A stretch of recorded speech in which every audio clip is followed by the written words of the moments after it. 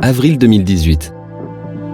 Les bénévoles du projet Acropora s'apprêtent à dresser le bilan annuel de la vitalité des récifs faisant l'objet d'un suivi environnemental à l'île des Pins. Après un temps de formation, ils partent de la baie de Waimeo en direction de la première station d'observation sur le récif de Kangada, situé en bordure du récif barrière côtier de Kangé. Ensuite, cap sur le récif lagonaire de Daakugé, puis celui de Dayetahi. Sur chaque portion de récif étudiée, les bénévoles appliquent un protocole scientifique standard et simple. Il leur permet de décrire les fonds sous-marins et d'inventorier les poissons et invertébrés qui font la vie d'un récif.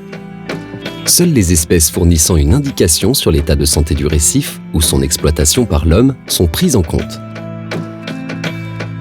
Cette année encore, la mission d'observation confirme le maintien du bon état de santé général des 3 récifs suivis dans la région de Gadji depuis 2013.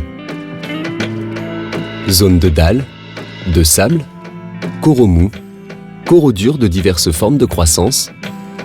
Ces récifs complexes présentent des habitats diversifiés. Par la richesse des niches écologiques qu'ils renferment, ils permettent l'installation et le maintien d'une faune variée, qu'il s'agisse de poissons ou d'invertébrés. De plus, ils sont entièrement recouverts de corallinacées.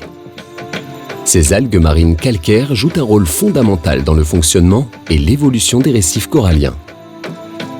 Elles participent à leur construction, les consolident et constituent une source de nourriture pour un grand nombre d'herbivores, dont les oursins.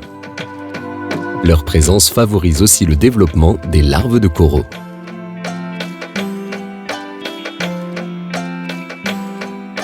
Sur Kangada, malgré l'observation chaque année de plusieurs acanthastères de grosse taille, le peuplement corallien montre une belle vitalité, voire même une amélioration progressive. De même pour les invertébrés et les poissons que ce récif abrite, qui tendent à être plus nombreux au fil des ans, en particulier les espèces herbivores. Ces résultats témoignent de la capacité de certains récifs à combattre des perturbations et à se régénérer dès lors que leur fonctionnement est équilibré.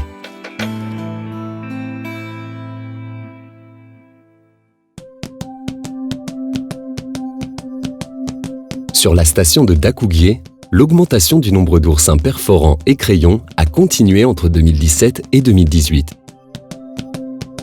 Leur nombre a quasiment triplé depuis 2013 et atteint un niveau exceptionnel. C'est un record sur l'ensemble des récifs suivis dans le cadre du réseau d'observation des récifs coralliens de Nouvelle-Calédonie.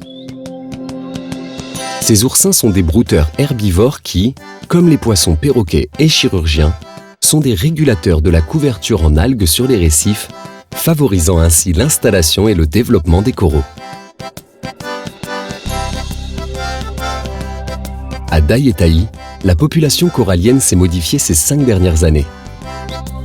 Les coraux branchus et tabulaires ont régressé pour laisser la place à des coraux plus robustes et de petite taille. Cette modification est la conséquence de perturbations naturelles qui concernent particulièrement les coraux branchus et tabulaires. Ils ont été touchés par des maladies coralliennes ou ont été la proie d'animaux mangeurs de corail comme l'étoile de mer acanthaster ou le coquillage Drupella.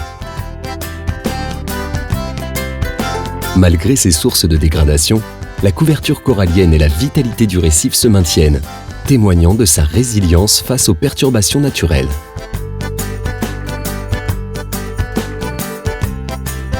Ainsi, la mission Acropora 2018 confirme cette année encore le bon état de santé des récifs choisis dans la région de Gadji. Les observateurs cougniers, nombreux et fortement impliqués, en assurent une surveillance de qualité depuis 2013.